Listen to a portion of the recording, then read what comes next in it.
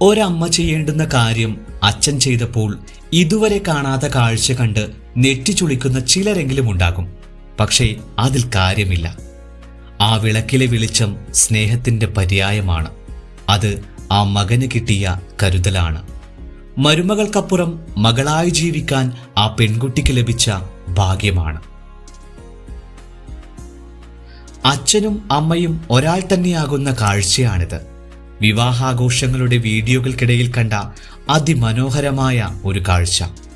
മകന്റെ കൈപിടിച്ച് കയറി വരുന്ന മരുമകളെ വിളക്കു നൽകി വീട്ടിലേക്ക് സ്വീകരിക്കുന്ന സ്നേഹനിധിയായ ഒരച്ഛൻ.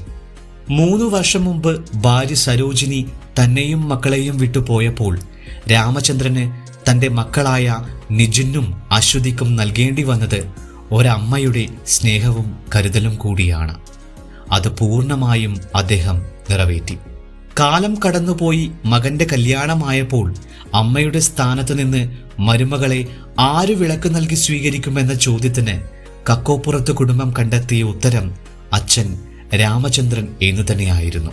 ഇക്കഴിഞ്ഞ സെപ്റ്റംബർ 13-നായിരുന്നു കണ്ണൂർ ഏഴിലോട് സ്വദേശിയായ നിജിനും സൗപർണികയും തമ്മിലുള്ള വിവാഹം നടന്നത്. ചടങ്ങുകൾ ആർഭാടങ്ങൾക്ക് വേണ്ടിയും കാഴ്ചക്കാർക്ക് വേണ്ടിയും മാത്രമാകുന്ന ഈ കാലത്ത് സ്നേഹത്തിനും ബന്ധങ്ങൾക്കും വലിയ വില കൽപ്പിക്കുന്ന ഇത്തരം കാഴ്ചകൾ എല്ലാവർക്കും ഒരു മാതൃകയാണ്.